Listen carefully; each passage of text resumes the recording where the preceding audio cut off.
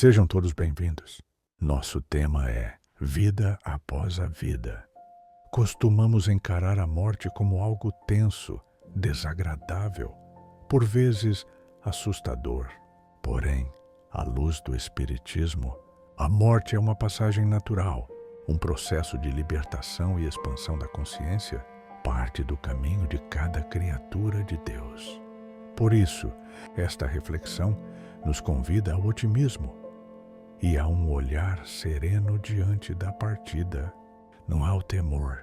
Perguntemo-nos: que atitudes tomaríamos se soubéssemos que a desencarnação chegaria amanhã? Talvez escolheríamos perdoar, reconciliar, agradecer, simplificar, cuidar do corpo e da mente, vigiar pensamentos, servir, orar e amar mais e melhor. Também precisamos encarar nossa responsabilidade pela própria existência. A delinquência, as fugas, o suicídio indireto, através do uso de substâncias nocivas e o hábito de culpar terceiros não nos libertam, apenas retardam nosso progresso. A verdade é que somos responsáveis por nossa própria vida e colheremos segundo nossas escolhas. Que esta palestra nos inspire a viver com sentido, sobriedade e esperança.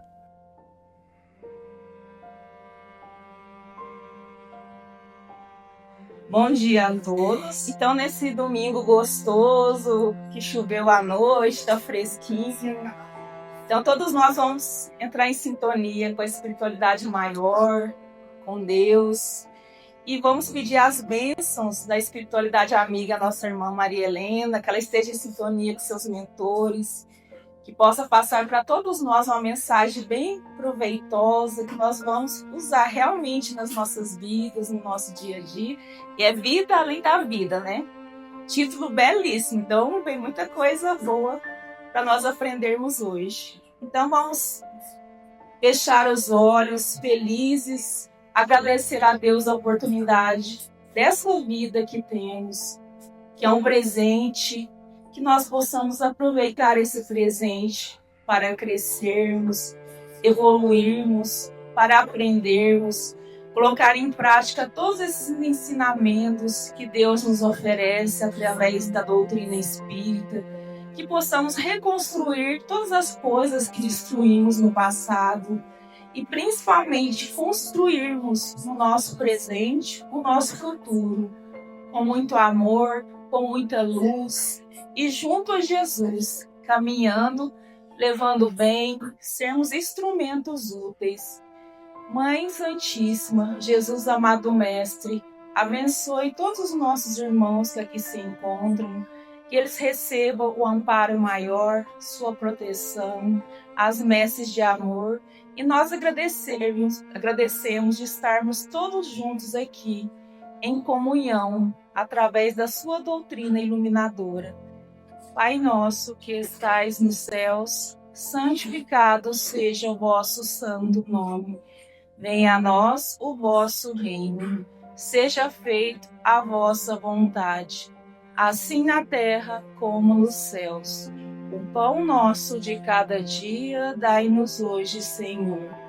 Perdoa, Pai, as nossas ofensas, assim como nós perdoamos a quem nos tem ofendido. E não nos deixeis cair em tentações, mas livra-nos, Senhor, da prática do erro, de todo o mal, porque teu é o reino, o poder e a glória para sempre. Que assim seja, graças a Deus. Muito bom dia a todos. Que a doce paz de Jesus esteja e continue conosco agora e sempre. O nosso assunto de hoje: vida depois da vida. Porque é importante nós pensarmos e sabermos, e principalmente acreditarmos, mas pensarmos que a vida continua, ela não acaba quando nós partimos para o plano espiritual. quando nós desencarnamos, quando nós morremos. Só que é um assunto desagradável a morte, porque nós associamos morte a um fenômeno desagradável, ao sofrimento, à dor.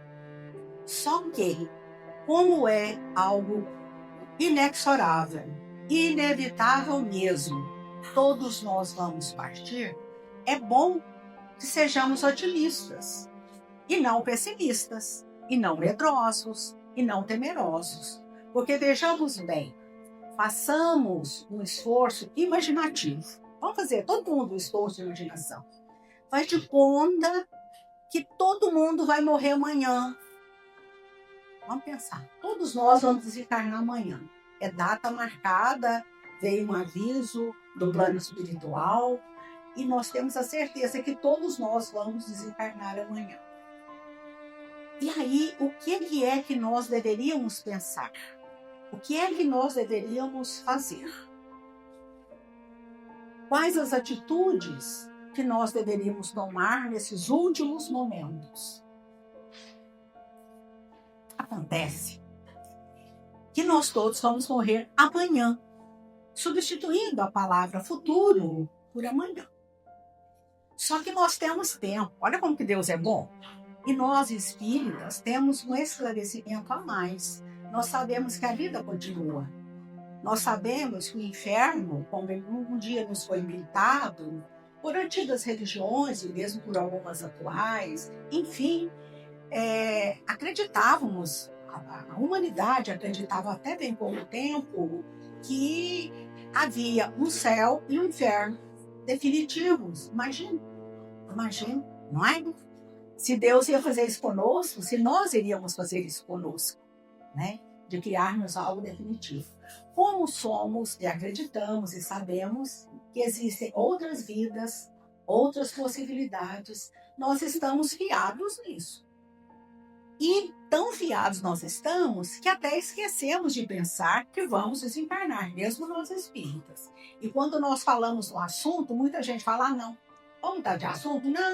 Não, que tristeza, não quero falar sobre isso, não quero pensar sobre isso. Só que a minha sugestão hoje, a nossa sugestão, a sugestão do Emmanuel, que foi o mentor de Chico Xavier, né? A sugestão de Leon Denis, de Joana de Ângeles, dos grandes instrutores que vêm para nós, nos trazer esclarecimentos, é que nós pensemos sobre o assunto, mas com otimismo, com esperança e mesmo com certeza. Por quê? Porque nós somos os construtores do nosso destino. E todo mundo que pensa deveria pensar nisso. E todos nós pensamos. Então, dediquemos um pouquinho de tempo todo santo dia para pensarmos o que é que nós viemos fazer aqui. E nós viemos fazer aqui, a resposta é clara dos Espíritos, lá em O Livro dos Espíritos, todos nós viemos aqui para progredir. Todos nós viemos aqui para melhorarmos. Melhorar o quê? A nós mesmos. Eu sou responsável por mim. Eu, espírito, sou responsável por tudo que me acontecer. Pelas dores, pelos sofrimentos, pelos maus momentos. Então, eu sou a arquiteta do meu destino. Por incrível que isso pareça, e por mais que nós queiramos passar a bola para outras pessoas, culpar outras pessoas pelo que nos acontece, nós somos os únicos responsáveis pela nossa vida, pelo que nos ocorre, inclusive as doenças físicas e as doenças mentais e tudo mais. Mas eu faço tudo certinho, tudo como o médico mandou. Geralmente não, mas só o médico não é suficiente. Precisaria de todas as especialidades médicas e terapêuticas e tudo que nós conhecêssemos para nós seguirmos e fazermos direitinho, mas nós temos também um denominador comum, que é o nosso pensamento. E o pensamento, ele é criador. Ele é co-criador, junto com Deus. É bom que nós saibamos disso. Então, quando nós pensamos muito numa coisa, aquilo é criado. De alguma forma, aquilo é criado. O pensamento, ele é mensurável, ele é uma coisa. Ele é quase um objeto. Só não é um objeto porque não se manifesta, nós não podemos pegar, né? Mas ele é mensurável. Inclusive, na atualidade, já existem técnicas, tecnologia adequada para medir o pensamento, o alcance do pensamento, a força do pensamento, etc.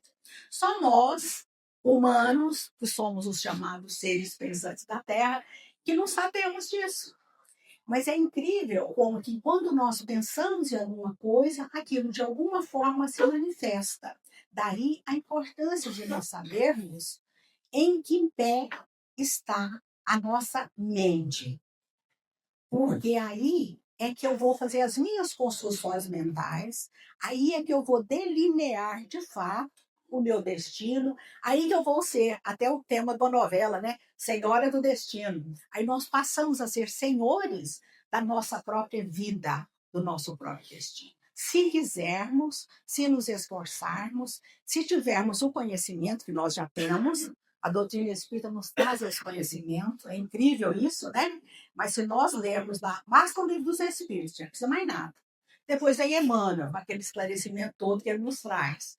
Aí vem o Leon Denis, e vem essa turma toda, Joana de Ângeles, tantos outros espíritos, e inclusive alguns encarnados, enfim, irmãos, e nós que se quisermos e se buscarmos, nós vamos aprender em todos os momentos da nossa vida, inclusive com a dor. Segundo Emmanuel, a dor ela é a principal mestra da nossa vida. Parece que é duro isso, né? Mas como nós aprendemos com a dor? A pessoa, já dizia Paulo de Tarso, que a alma que não tem tribulação, que não passa por nenhum aperto, nenhum sofrimento, nenhuma tribulação, ela se torna vazia. Então é incrível como que nós fazemos o contrário daquilo que deveríamos fazer, inclusive com os nossos entes queridos e conosco. Nós nos nós bajulamos os nossos entes queridos, nós fazemos demais por eles coisas materiais, presentes, mimos, conforto físico, sem pensar na vida mental. Gente, mas o que vale nesse mundo e em todos os mundos, no universo inteiro, é a mente, é o poder mental, é o que nós pensamos, é o que vale. Não é o que nós fazemos materialmente ou o que nós temos materialmente. O quão rica materialmente eu sou, quantas coisas, casas, carros, bens, joias, seja lá o que for, de valor material eu tenho.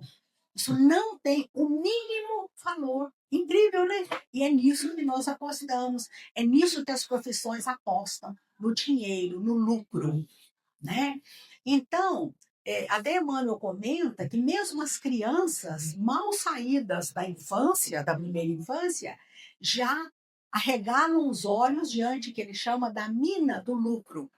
Porque é uma mina, né? Produtora de lucros, de dinheiro, de coisas que vão nos propiciar conforto material. Tem valor, porque nós vivemos numa vida material. Mas é preciso nós não chegarmos no extremo da valorização material. É preciso nós não chegarmos no extremo da valorização material. Porque todo extremo, toda extremidade é uma polaridade, portanto, é desequilibrante. Havia e existe ainda um símbolo muito antigo chamado Ouroboros. Isso daí, todo mundo, na hora que a gente falar, vai saber. É uma serpente ou um dragão, é mais comum a serpente, é como se ela estivesse mordendo a própria cauda. Sabe, um círculo. Então, isso significa, tem um significado imenso. Entre outras coisas, simboliza a eternidade, o começo e o recomeço. Os ciclos constantes da natureza, os ciclos constantes do universo. Essas leis que acontecem aqui conosco, elas são universais. Nós somos uma microminiatura, se pudermos dizer isso, do universo. Todos os elementos que tem lá fora, tem aqui dentro. Isso é lei natural. Então, nós somos uma cópia do universo. Então, quando se diz, Deus criou o homem à sua imagem e semelhança, não significa que nós somos deuses. mas que nós podemos crescer muito, né? Nós somos deuses no sentido de que podemos crescer, não tem limite para o nosso crescimento espiritual. E aí, o que nós, quando reencarnados, que viemos aqui para melhorar a nossa maneira de pensar, a nossa maneira de sentir e até policiarmos isso, policiarmos, ou seja, nós nos vigiarmos. Porque aí a gente fala assim, tem até uma música que fala, o pensamento parece uma coisa à toa, mas como é que a gente voa quando começa a pensar? Não tem uma musiquinha assim, antiga, boa, bem feita, tudo bem. Só que a gente voa mesmo do pensamento e se perde nele. Significa o quê? Que eu perco o meu controle do pensamento. Né? E é verdade. Principalmente se for uma coisa prazerosa. Aí nós vamos pensando, né, nas coisas boas. E não queremos pensar, não é que nós temos que pensar nas coisas ruins, mas nós temos que pensar em tudo que acontece conosco, em tudo que nós fazemos, e nem tanto no que os outros fazem, mas no que nós fazemos. Analisarmos-nos, aprendermos a olhar para dentro. Aquilo que eu gosto de olhar no outro, devo focar em mim. Então, assim, uma coisa me chama a atenção no fulano ou na fulana, eu devo olhar se eu tenho aquele problema, aquele defeito, aquela coisa que eu penso em criticar no outro, que eu estou analisando, que eu estou julgando nas outras pessoas. Então, é muito interessante nós pensarmos isso e termos a nós próprios como centro das nossas preocupações, centro das nossas atenções, centro dos nossos estudos e pesquisas. Que sejamos nós o objeto central de toda a nossa preocupação, de toda a nossa ocupação. Porque nisso reside, gente, o nosso progresso. Se eu quero progredir, eu tenho que pensar em mim. Eu não tenho que me comparar com fulano, com a fulana, com outras pessoas que eu até admiro e que, de fato, servem para nós de âncoras ou de exemplos, mas a âncora mesmo tem que estar em mim. Eu tenho que estar focada em mim, para me analisar, para me julgar, para me conhecer. Para me conhecer. No livro Depois da Morte, Leon Denis fala que a principal ferramenta de evolução é o autoconhecimento. O autoconhecimento. Emmanuel frisa isso, Joana de Anjos fala disso sem parar. E nós insistimos em olhar para os outros, em julgar os outros, em analisar os outros, em ter conceitos de todos os tipos a respeito dos outros. Isso se torna, atualmente, completamente desnecessário, na altura dos acontecimentos e na altura do nosso conhecimento espírita. Isso é completamente desnecessário, porque é necessário nós nos conhecermos. Então, o processo de autoconhecimento não é uma moda só. Ele é uma necessidade, é uma urgência de todo ser humano.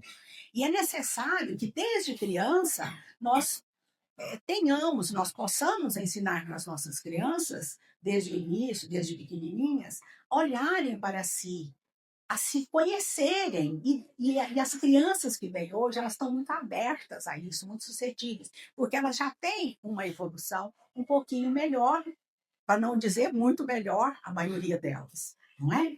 Então, é fácil delas entenderem, fazer uma meditação, fazer uma prece, olhar para si, escutar os movimentos da natureza, os ciclos, conhecer o coleguinha, ter empatia, todas essas qualidades que nós até propagamos, mas no que diz respeito ao autoconhecimento, a maioria de nós deixa a desejar. E é um prejuízo que nós provocamos para nós mesmos, porque aí nós ficamos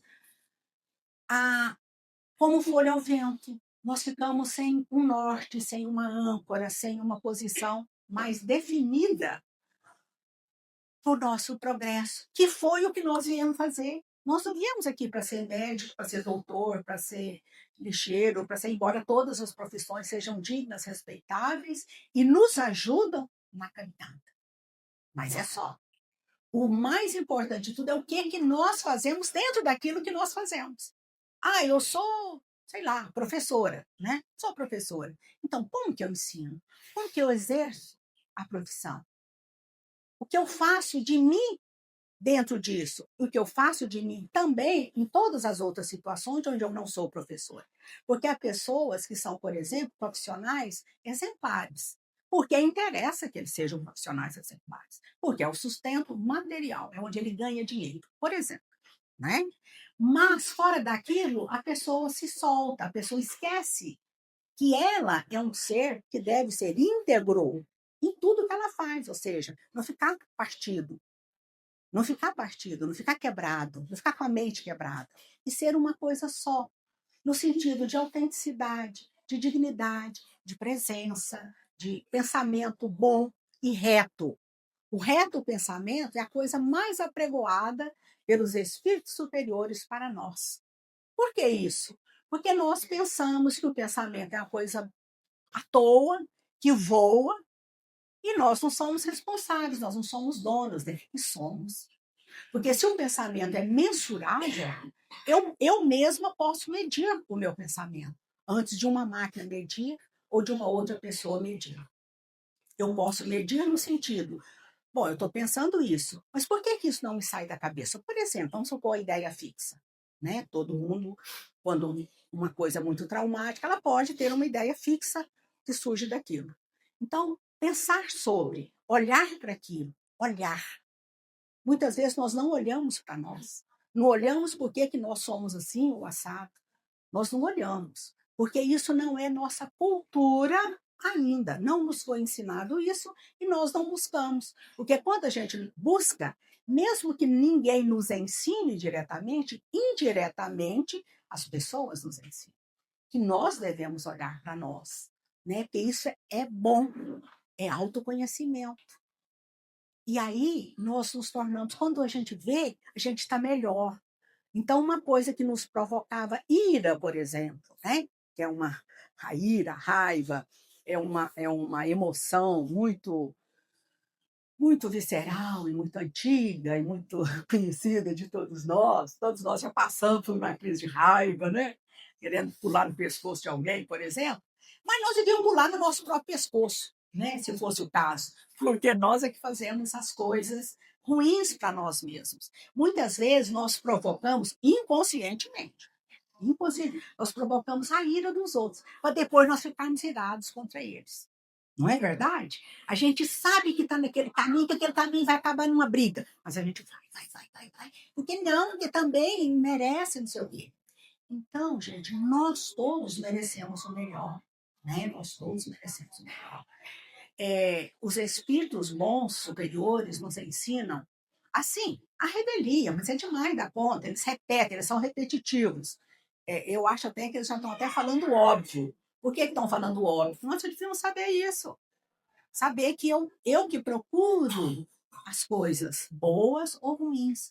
E eu que faço, cada um faz sintonia com os espíritos afins.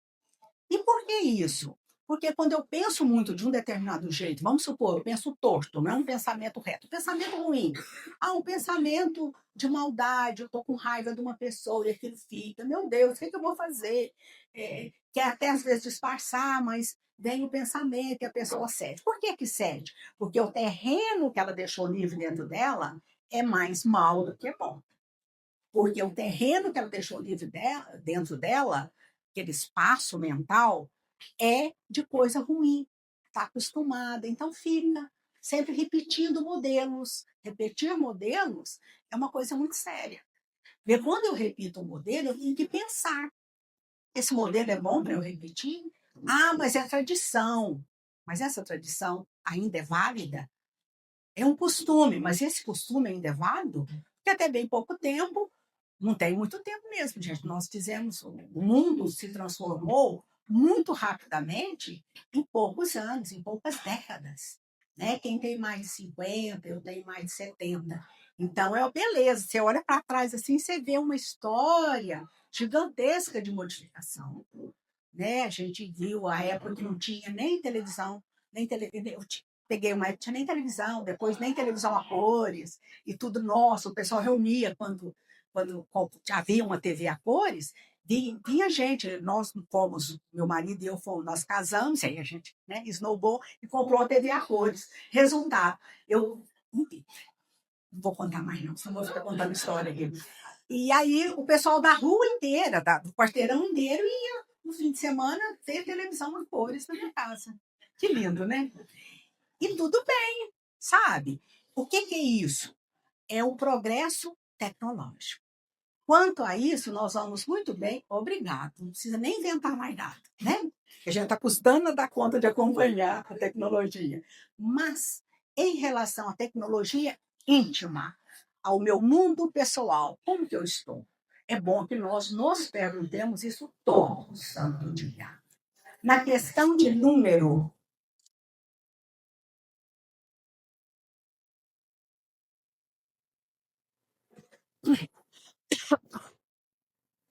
na questão de número 919 e número 919A, é a minha preferida de O Livro dos Espíritos.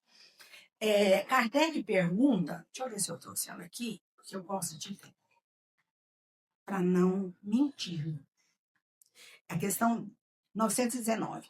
Qual o meio prático, isso Kardec perguntou para os espíritos encarregados, né, de ajudá-lo na codificação.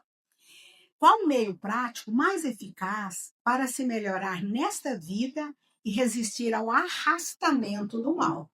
Olha o que ele perguntou. Perguntou tudo que nós precisamos saber, né? Qual o meio prático mais eficaz para se melhorar nesta vida e resistir ao arrastamento do mal? A resposta dele todo mundo sabe. Um sábio da antiguidade vos disse: conhece-te a ti mesmo, é isso aí. Conhece-te a ti mesmo. É isso. É um meio prático, mas eficaz. Será que é prático? É eficaz, né? Mas, certo? Mas foi a resposta que os espíritos deram e nós sabemos que é a mais pura verdade. Eu amo essa questão 919 do Livro dos Espíritos. E depois, na 919, Kardec insiste, porque ele era assim, né? Ele ia em cima. Compreendemos toda a sabedoria dessa máxima, mas a dificuldade está precisamente em se conhecer a si próprio. Qual o meio de chegar a isso? Aí ele foi mais fundo, né? Aí eles responderam: fazei o... Eles não, ele, que foi Santo Agostinho, né? Fazei o que eu fazia quando vivi na Terra. Aí eu não vou ler mais, porque é comprida a resposta.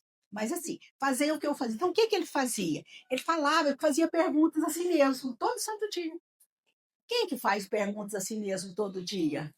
O chamado antigo exame de consciência. Quem faz? A gente nem sabe que tem consciência, né? Quando acontece um negócio ruim, a gente pensa, meu Deus, é porque é meu destino, é porque é meu marido, ou porque é minha sogra, ou porque qualquer coisa ruim que aconteceu. O mundo está perdido, né? Mas eu faço parte do mundo. Então, muitas vezes nós estamos perdidos e procuramos nos lugares errados o caminho.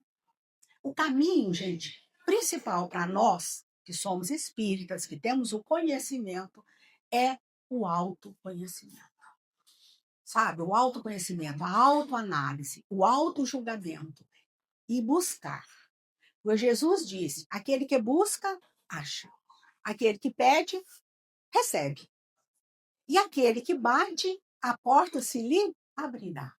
Ou seja, é lei. É lei. Quem busca, acha. Porque tudo que Jesus disse é sabedoria pura, e sabedoria pura é lei. Jesus não disse uma coisa para os terráqueos, para nós aqui da Terra habitantes. Ele disse uma coisa que é universal. Isso é para todo o universo. As sabedorias antigas todas nos contam, e nós sabemos disso, que o universo é mental. O que é isso? O universo é inteligente.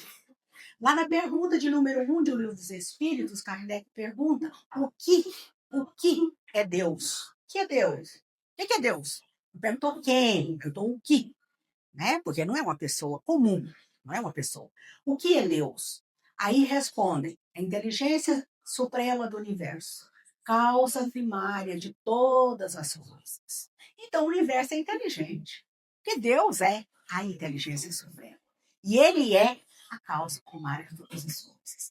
Então, é muito importante nós sabermos disso e não ficarmos também muito tristes ao nos analisarmos, ao olharmos para dentro e vermos quanto lixo nós ainda guardamos na nossa mente, na nossa vida, nas nossas recordações, etc, etc, porque nós iríamos fazer um elenco muito grande de coisas ruins, e iria nos levar ao pessimismo, que não é coisa boa, que não nos leva a nada.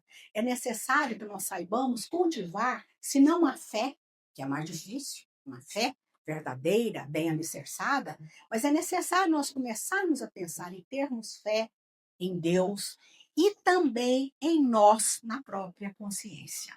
Por quê na nossa consciência? Lá no livro Depois da Morte, Leon Denis fala sobre a hora final. Que é a hora final? A hora final, a hora que a gente fala, meu Deus, eu vou morrer. É hoje. Então, a hora final, ele fala que ela começa um pouco antes. Ela começa um pouco antes. Dificilmente, mesmo quando é uma coisa, digamos, instantânea, um acidente, a pessoa morreu por um raio, aquilo já está, de alguma forma, sendo planejado, arquitetado ou buscado pela própria consciência inconsciente. Percebe? Pela própria mente, que não tem muita consciência. Muitas vezes ela busca os próprios caminhos. Muitas vezes não, ela sempre busca os próprios caminhos. E ela sempre vai fazer sintonia com aquilo que lhe é afim, aquilo que ela mais vibra. Então, se eu penso sempre o mal, que tipo de espírito vai me assessorar, vai me ajudar na minha vida? Né? Não precisa falar. Se eu procuro ter um reto pensamento, me esforço em pensar de uma forma positiva, como se diz, né? Uma forma boa, bem alicerçada, naquilo que eu conheço de bom, de verdadeiro na vida, evidentemente os bons espíritos vão ser simpáticos a isso. Vão me ser simpáticos, eles vão ser simpáticos a toda pessoa que pensa um pouquinho melhor, que deseja o bem de si mesmo, o seu progresso, que busque esse progresso através do estudo, através da meditação, através da oração, através de 1000 modos diferentes. Né? Nós temos como buscar. Então, sejamos buscadores de boas presenças, de bons pensamentos, de boas coisas na nossa vida. Porque, com certeza, a espiritualidade superior é muito atenta. Ela é muito atenta. Então, nós passamos a nossa parte, porque a parte deles eles vão fazer, com toda certeza. Né? Aí ele fala na hora final. O que ele fala da hora final? Ele fala que a hora final, ele fala que ele não está baseando aquilo somente em estudos e pesquisas dele, porque o Leon Denis era um autor inspirado, não era um autor médium, né? Então, ele fala que, por tudo que ele sabe, por tudo aquilo que os espíritos inspiram e que ele ouvia e recebia de comunicações espirituais, que a hora final ela é única para cada um. Ela é pessoa, ela é personalizada. Olha que legal, chique, né? Ela é personalizada. Então não pensa assim, porque vai ser assim. Não. Vai ser de acordo com o nível consciencial, com o pensamento reto ou não que aquela pessoa tem, com os amigos que ela fez, encarnados e desencarnados, com todas as suas atitudes, porque tudo é levado, tudo é pensado. Por isso que muitas vezes as pessoas falam em juízo final, mas isso é uma lenda, né? É uma explicação antiga, que na verdade o juízo final ele é feito pela própria consciência. O que eu acho mais perigoso, que eu morro de medo de mim. Eu morro de medo, que eu sei tudo que eu fiz, que eu enfim, essas coisas. Eu brinco, eu morro de medo de mim, da minha consciência. Eu acho que isso é muito sério, né? Então, assim, o julgamento que a gente tem é um julgamento pessoal, o julgamento da própria consciência. Daí a necessidade de nós nos tornarmos mais conscientes, de querermos ver, de querermos olhar para as coisas, pararmos para escutar, para ouvir os outros, mas também a nossa mente, o meu pensamento, o meu sentimento tem que ter valor para mim. Eu tenho que saber a quantas andam esses sentimentos e procurar, de alguma forma, buscar recursos, meios, bem se é possível, ferramentas, para minimizar o que eu tenho ainda de ruim. Certamente tenho, todos ainda temos imperfeições. Né? E minimizarmos isso através da transformação moral. Então, é muito, muito importante nós pensarmos nisso, no nosso aperfeiçoamento, no nosso aprendizado e no nosso aperfeiçoamento moral. É indispensável que nós façamos isso.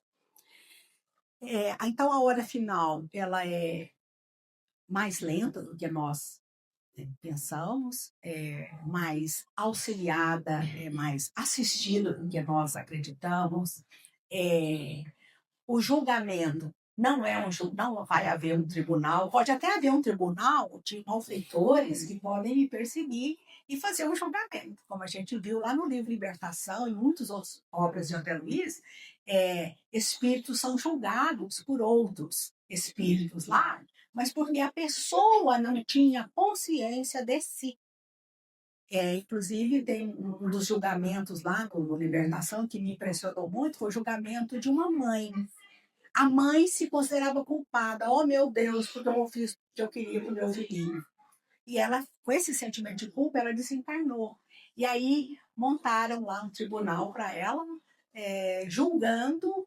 E aí cada um falava o maior absurdo dela e ela, oh, meu Deus, né? Sabe? Imagina, ela era uma pessoa que se sentia culpada por não ter feito o suficiente para um filho. Era uma situação assim, mais ou menos. E aí ela foi julgada. Então, o que é a culpa? Quando eu sinto culpa, eu tenho que olhar para isso. Quando eu sinto raiva, eu tenho que olhar para isso. Qualquer sentimento que eu tiver que for ruim, eu tenho que olhar. Eu tenho que querer ver. Eu falo, não, por que eu estou sentindo raiva do fulano? Não é? Não é ir lá, não, eu vou botar para fora, eu vou descontar, eu vou. Não. Mas eu tenho que analisar o que está acontecendo. Se for necessário conversar, ok. Né? Mas é a minha consciência que vai ditar. Não é a regra. Não existe uma regra geral, porque cada caso é um. Né? Então, o mais importante, como eu disse lá o Santo Agostinho, né, na questão 919, o mais importante é eu me conhecer.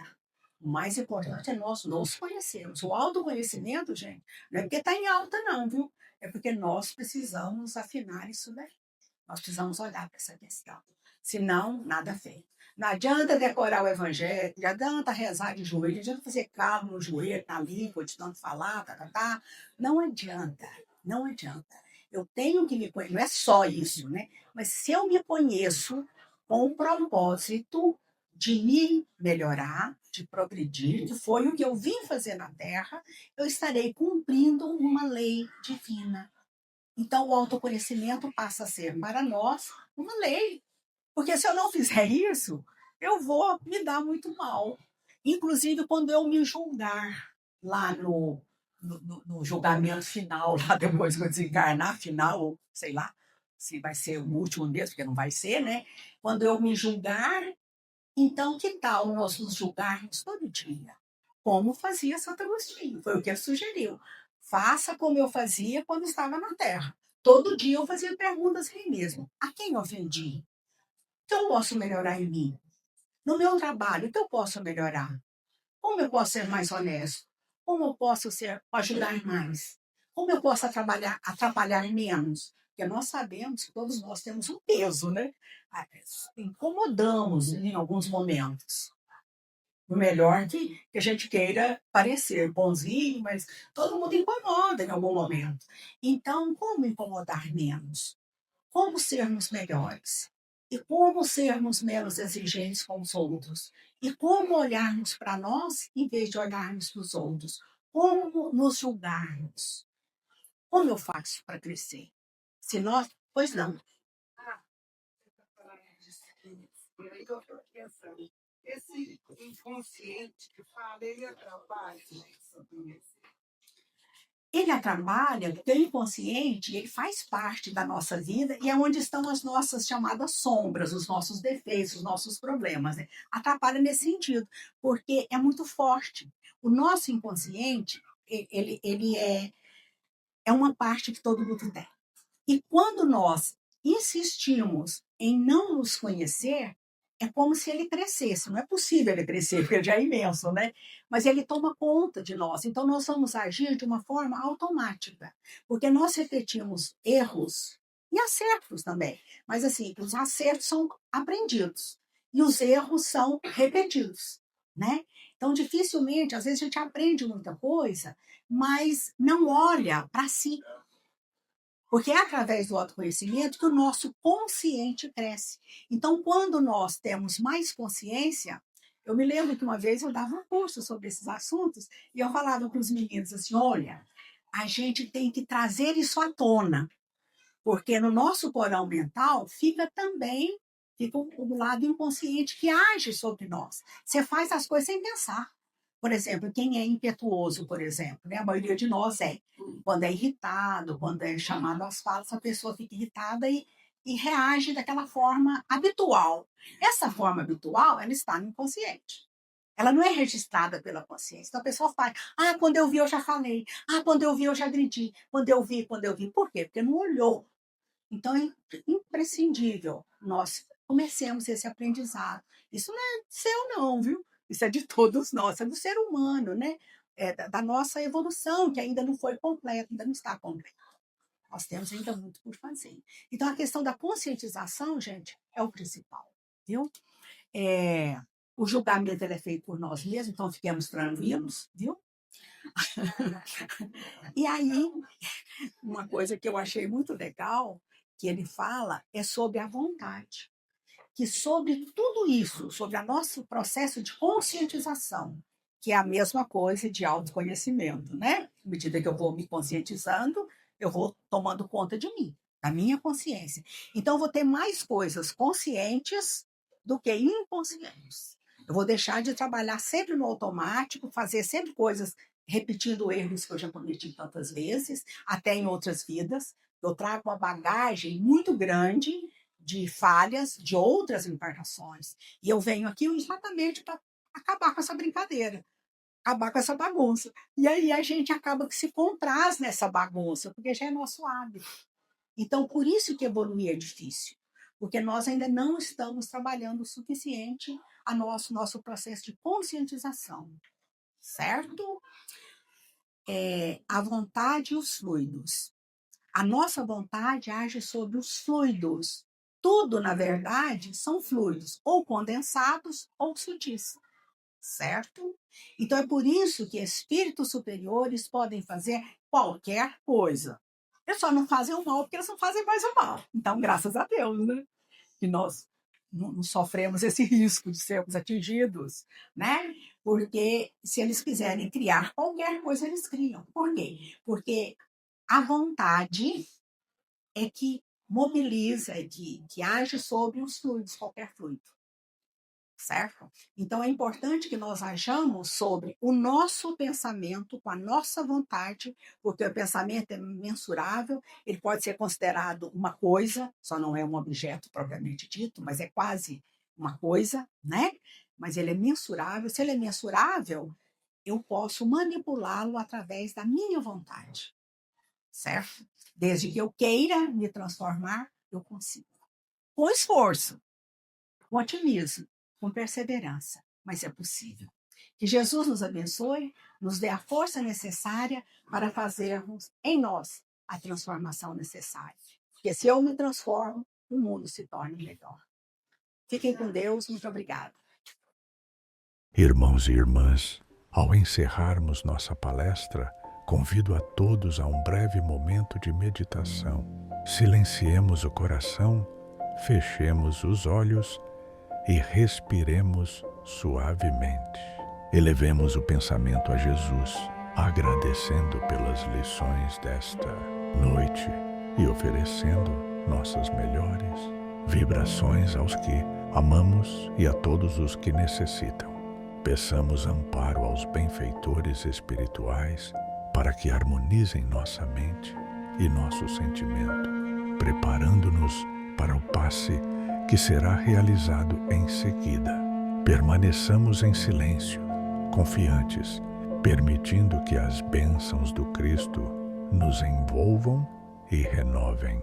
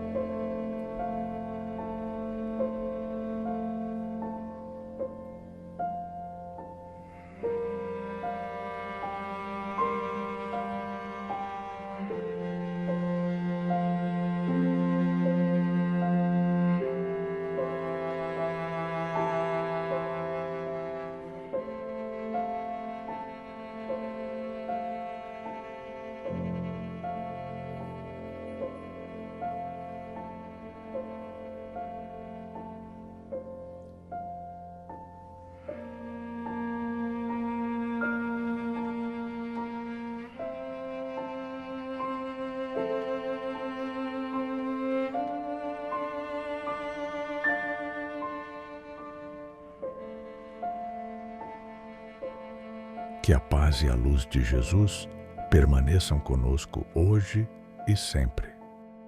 Que assim seja.